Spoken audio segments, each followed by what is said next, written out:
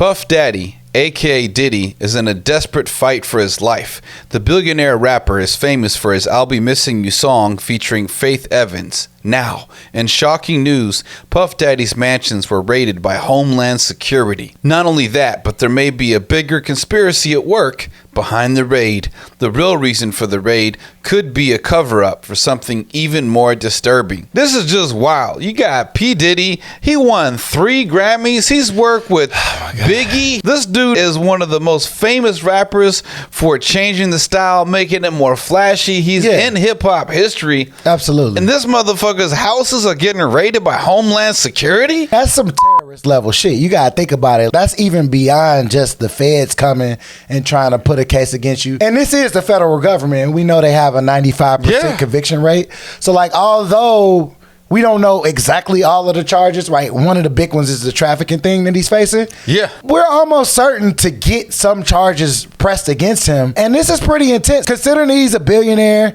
he's a high-profile guy that knows a lot of other high-profile people. He's already been dodging some cases that have had a lot of damning information in them. Yeah. I feel like something's going to stick here. He obviously has something to stick because Cassie, one of his earlier girlfriends, one of the first cases to come up against him for sexual assault, is pretty messed up. And then his little drug mule assistant, Brendan Paul, another motherfucker with 2 first names, coming through, getting caught at the Miami airport with fucking drugs, all this kind of shit. So not only that, it's crazy what's going on with Lil Rod, Rodney Jones, music producer. He's also not only filing lawsuits against Puff for sexual assault and harassment, he's also including Universal Music in his lawsuit. Yeah. As well as Cuba Gooding Jr., right? What the fuck? It's I really like intense. Cuba Gooding Jr. He's one of my favorite fucking actors. He had a good run, but he's kind of crazy, like over man. 9 women filing charges against fucking Cuba Gooding Jr., and that's who his co-defendant is? But, you know, what's crazy is if you think about him versus some of the other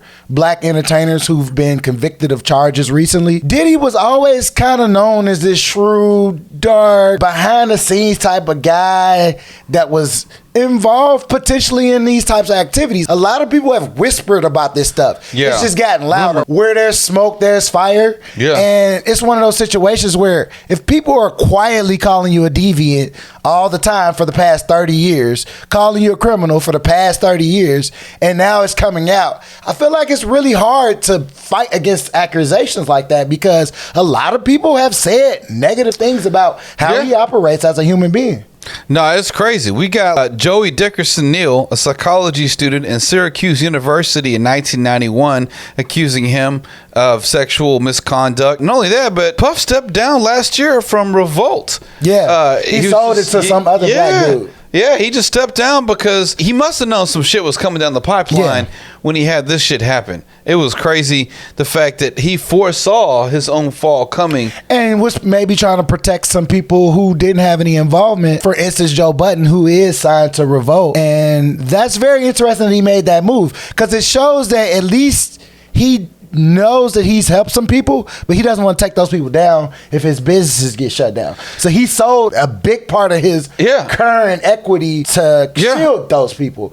It feels like he knows what's going on. It's calculated. And he had just hired some high-power lawyers recently with all of the allegations coming out, and it seems like he knows quite a bit about what's going on. There's wheels within wheels within wheels. Now let's talk about Daphne Joy, right? Daphne Joy was a sex 50 worker. Cent baby mama, right? So it's funny, some of the news will be like, oh, Daphne dated 50 Cent. No, she didn't. She bore his child. Yeah. Like, he's trying to get full custody right now over this shit. Yeah, I wouldn't doubt it. That's crazy how wide this is going. 50 Cent is just like making fun of her, putting her on blast on social media.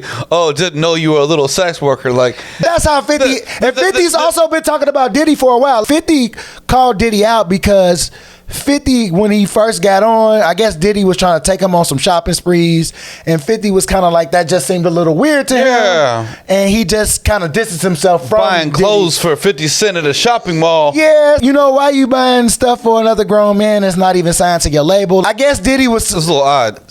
You know, a cool guy all the time with people, but why was he such a cool guy all the time? I ain't never had another man besides my daddy buy me clothes. No. That's not something that is My typically father bought me clothes, but that's the only man I. When you got to look at the name Diddy, and when you diddle someone, the name itself is questionable when you think about that. You know, it's just sad because he's worked with Mary J. Blige, he's worked with Usher, he's done a lot of incredible work in the past, but this brings up Tupac's real murderer actually being caught, being brought to court this year, right? So this Orlando dude, who was Keefe D's nephew, who was said to be the shooter, also it was said that P. Diddy put a hit out on Tupac. What did 50 Cent say about that shit? 50 Cent said, look, if you fuck with Tupac like that, if Diddy did that shit, we having some words. That's going to come down on Diddy. So 50 Cent is already not liking what's going on with this Tupac murderer case. And now on top of that, he finds out that Diddy had hired his baby mama to be a sex worker? I don't know. It's getting pretty crazy. So here's what's also challenging about this is when you look in the news and you look at the media trying to discern what's real, what's not. Like TMZ trying to say some shit and have it worded to sound like Puff was already caught and arrested, when in reality, he's not. He's still at large. And the fact is that, as we both know from watching any kind of police procedural or the actual law, when you get arrested, is different. Because if you're not actually charged or arrested, but you're simply held in custody, as we suspect may have happened to Puff, he may have just been held in custody. You see the defendant, they're saying, hey, are you actually charging me? If you're not charging me with something, you need to let me go. And I think Budden was speaking on how it was odd that the news kind of had firsthand information, but there were strange. No charges against Diddy yet. So obviously they're building a case versus having a case in hand. What was messed up though is I didn't know that his sons were at the house, and his sons are put in handcuffs over this shit. What's the point of becoming a billionaire if your kids got to face the same criminal prosecution as kids that grow up in the hood? You were supposed to be shielding them from that lifestyle you would think that people grew up in, but instead your own actions and your own desires are more important than protecting your children. Well, obviously Puff has got a problem with self-control, and he's probably got a problem with what he allows himself to do. So one of the things that was pretty interesting, he got 3 houses. It was that were being raided by Homeland Security at the same time. Miami, New York, and also Los Angeles, I believe. Is that he had 3 houses. There were 3 helicopters circling above all this shit. This is some cop show on steroids type stuff. Well, they're treating him like he's a kingpin, like he's El Chapo, like he's Al Capone. This is major. Homeland Security comes for terrorists. They don't come for regular criminals. If we look at like the Young Thug case, that's a state RICO case. That's not even a Fed charge. These are federal charges, right? And big. So this is big. For them to come with that much force, they got something. We don't know because they're not really even talking about it. They're not talking about it. But before we get onto the strange silence that's going on, also let's talk about Suge Knight for a second. Somebody who was in charge of Suge Knight from Death Row Records, who's currently serving time in prison. Right? Someone in charge of his Twitter account, I believe. This is what they posted, which is pretty interesting. After getting news of the raids, someone on Suge Knight's behalf, or who had access to his accounts, tweeted, "Justice for Tupac is coming. Keefe D and now Diddy." So what's interesting is that there's a connection to Tupac's murder in addition to what's going on with Puff Daddy. Now, Joe Budden talked about the fact that he moves in the same circles as a lot of the motherfuckers that roll with P. Diddy. He's been in the entertainment industry for a while. He stayed relevant. He's kind of gone through Hollywood as well as the music industry. So one of the things that the Budden was talking about is these freak parties that Diddy was running, right? Because Diddy's charged for trafficking right now, and it said that these parties were some of the source of the crazy shit.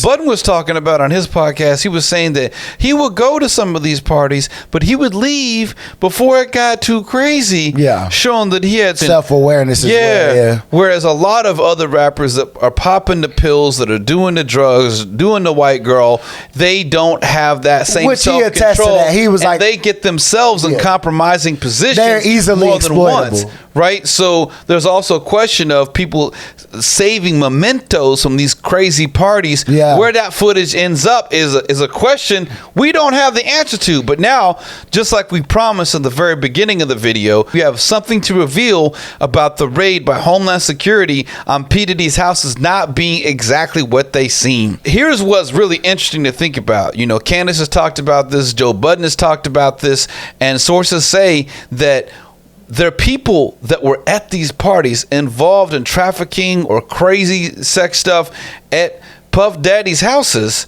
There's very powerful people much bigger than P. Diddy at these parties, and that the Homeland Security raid was actually just a cover to remove evidence, which is why, as you were saying earlier, Joe Budden is like, wait, how did the news have such real-time information so quickly about this going down? So what if that happened? What if the raids by Homeland Security were just cover-ups to find any potential evidence that could make politicians or other higher level people complicit in all of this activity was going on? And Homeland Security specifically is for terrorists, right? And so if they're going to this level, it's a potential that, yes, there are some other people that have been involved. We've seen royals from the British family at these Diddy parties, like Prince Harry, Prince Charles. And so there's a chance that there's definitely damning information at one of his residences involving somebody who's just on such a high level that they made a call to the feds and was like, let's get this cleaned up before we put Diddy on trial, because none of those guys will ever go to jail. No. Diddy has a strong chance of going to jail, but if there was some oligarch or somebody who has this big influence, bigger than Diddy, they're not going to be involved in this, and not at all want to be involved in this type of stuff. No, this is a recipe for the perfect storm. Yes. And so someone who had control of Suge Knight's Twitter account 5 days after the previous post, this is what they said. People, the race today wasn't for Diddy. It was to destroy the incriminating stuff on powerful men, and the account hashtag Clive Davis and Epstein. Yeah, and one of these things that I want to highlight is, just because somebody is under criminal investigation doesn't mean they can't in turn snitch and snitch on other high-powered people. We saw this with Frank Lucas back in the day, where he was a huge drug dealer and then he ended up snitching on the Italian mafia. So it's definitely very possible that if Diddy is caught up in a whole bunch of big stuff, it's one of those situations that maybe his lawyers are advising him to turn snitch so he can lessen the charges on himself. And maybe, like you say, they're getting rid of this evidence so Diddy can't snitch on those people. Yes, but what happens if he does try to turn coat and snitch on these people? Will he survive to the end of the day? Would Diddy actually survive jail time, or would he end up like Epstein? Yeah, you know, and that suicide. Yeah, quote unquote. We all know that didn't happen. Like the Boeing dude that just after he testified, he just got disappeared. Big money is scary, man. It's very big power is super scary. It's very scary, which just goes to show that you should probably make sure you clean all the skeletons out of your closet before you start going into a career that makes you in the public eye. And that's all we got to say here at From the Jump.